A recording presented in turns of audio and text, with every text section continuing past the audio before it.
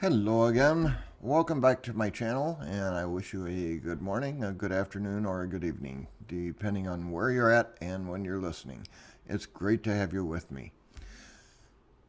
For this video, I'm going to basically think out loud, and I hope you will join me as I do so. This is a subject that I've decided to talk about because of conversations that I've had with a very good friend of mine over the years, and he is one of the kindest, gentlest, most caring people I have ever known, that I think anybody could ever meet in their life. Doesn't have a bigoted bone in his body, and will, I'll say, fight to the death, metaphorically, of course, defend anyone against bigotry and against hatred. One of the puzzlements he finds in life is watching some of the programming on CNN in the evenings. He doesn't watch a whole lot of cable news. When he does watch, it's usually evenings for an hour or two, and it's usually CNN, much as myself. I do watch others from time to time. But he will, on occasion, express puzzlement because Don Lemon or one of his hosts, Bakari Sellers, etc., will talk about some particular event or some particular topic, and we'll talk about it with a racial tinge to the conversation. And so the conversation, or the expression that my friend makes, is, why is everything about race? And I can certainly understand why he's asking that question. And I don't know that we've ever really had a discussion about it. But I thought it's a good discussion to have, and so why not have it here, one-sided, where he can't argue back? Laugh, laugh. So I think it's important to understand that people will see the world through their own eyes. And so a Black American or a Latinx American, or in my own case, a gay American, will see the world through the eyes of our own experiences. You can never expect me to have a view of the world, or a view of America, or a view of Wisconsin through the eyes of a straight person. I've never been a straight person, so I can't begin to set aside the experiences of my life in order to see the world through the eyes of a straight person, or a black person, or a Latinx person. I just can't. It is not humanly possible for me to do that. What I'll say is, I can't see straight. I cannot see the world through the eyes of a straight person. And I don't think anybody would deny me that. You know, people understand that I lived through my childhood in a time and a place and a family where gay people were not accepted. Gay people were not normal. A gay person who happened to be a friend, one of my best friends is gay. They're okay, but only in those rare instances. And I lived through the 1980s, and I watched an awful lot of my friends and my neighbors and my coworkers die from AIDS. When our president, my president, who I worked so hard to get elected, Ronald Reagan, could not even say the word AIDS. And so I don't think anybody would ever expect me to be able to set aside what I have seen and lived through and been through. And yet those very same people might expect a black American not to see the world through the eyes of their life. I don't think that necessarily makes one a racist or a homophobe.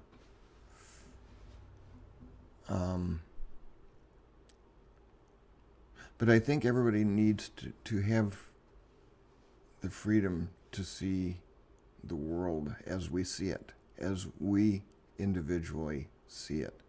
And so when we're watching opinion programming, we have to understand who it is that we're watching. You know, I find it really interesting. A church that I used to be a member of, built in the early 1900s, and it was named Zwingli, Zwingli. In 1957, it became a member of the United Church of Christ, and so, but they still held on to the Zwingli, so it's Zwingli United Church of Christ. Now, I think that most Americans couldn't tell you what a Zwingli is, much less who Zwingli was. Of course, he was a reformer, Swiss reformer, and this area of Wisconsin was heavily Swiss settled, and that's where the name came from. What I find really disappointing, there's been a lot of discussion over the years of getting rid of the Zwingli name because anymore the area is no more heavily Swiss than it is heavily Irish or heavily German. It really is a diverse area. Of course, that may be a four-letter word to some people, but yet there are people that still hang on to that Swiss heritage and can't let go of it. And so, to get rid of the name Zwingli in the church is to lose the heritage of the church. We talk about America as a melting pot where people of all backgrounds come to this great country and blend in together and be part of the American experience. And yet, we're really not a melting pot. When I was in college, I did a study on diversity, and I found a paper from a campground association. I can't find it anymore, but they presented America not as a melting pot, but more of a stew pot. In a melting pot, everything comes together and becomes something entirely unique. Whereas with the stew pot, everything comes together, so you have your beef, you have your potatoes, you have your carrots, you have your tomatoes, maybe some barley, whatever. They all come together in the broth, and they all lend flavor to the broth, and the broth becomes this homogeneous liquid that surrounds everything, that is the carrier for everything that's in it. And yet the beef is still beef, and the potatoes are still potatoes, and the carrots are still carrots. Sure, they pick up hints of flavor from the other things, but they don't lose what they were in the first place. And I think that is more of what America is. We don't expect people to lose their previous identity in order to become something uniquely American. We don't expect people whose ancestry were Swiss from losing their Swiss identity. Now, me personally, I'm a Heinz 57. I have German, I have Native American, I have some Irish, I have Scottish. My last name, Ferguson, is obviously Scottish. So I don't have any particular identity that I carry with me, but a lot of us do. And we can't expect people to give that up, nor should we expect people to give that up. It's an important part of who they become and how they see the world. And a lot of the old timers, sorry, I know that's not a politically correct term, but it's the best I can come up with. A lot of the old timers who have been at that church forever are the ones that won't give up the Zwingli name. Nope, I'm Swiss. This is a Swiss church, and we can't let go of the Swiss identity. And yet, those very same people would say that people who escaped Syria or who came here from Iraq or from Haiti or from India, what have you, that they should let go of all their background and just be American. Just be American. And it doesn't work that way. It doesn't work for them trying to get rid of their I'm Swiss. So why would they expect other people to lose their own identity? Similarly, with a friend of mine who doesn't understand why Bakari Sellers sees the world through the eyes of a black man.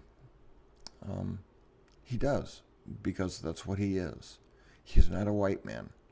He's not a gay man, as far as I know. I shouldn't speak so casually because I don't know things.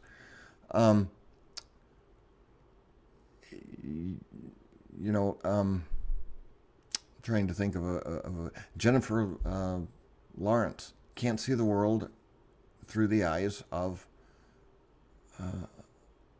a white man because, well, she's not a white man. So I think it's just an important thing for us to think about, is that that we all see the world through the eyes that we have in our own heads. And no matter how much we try to not be biased, we're always going to be biased. But that doesn't mean we can't see beyond our bias. We need to understand it's there, but we can also see beyond the bias and give to others the very right to see things through their own eyes that we expect from them. I don't know. Just my thoughts. I appreciate you joining me. I hope you will provide feedback below, comments, your thoughts. Tell me that I am all washed up and have no idea what I'm talking about. Keep in mind, I don't claim to be a psychologist or sociologist or anything like that. I'm just a guy, and I'm someone who does my very level best to give everybody the right to be themselves. I think we're all normal, and we all bring something to the picture, or we all bring something to the world, and we should celebrate that. So let me know what you think. Thanks for joining me. I will see you the next time, and until then, be happy and healthy. Please give my video a thumbs up If you find something to give it a thumbs up for, subscribe to my channel. You never know what subject I'm going to talk about next, and I can tell you that for sure because I never know what I'm going to talk about next. Thanks for being here. We will see you the next time. Bye-bye.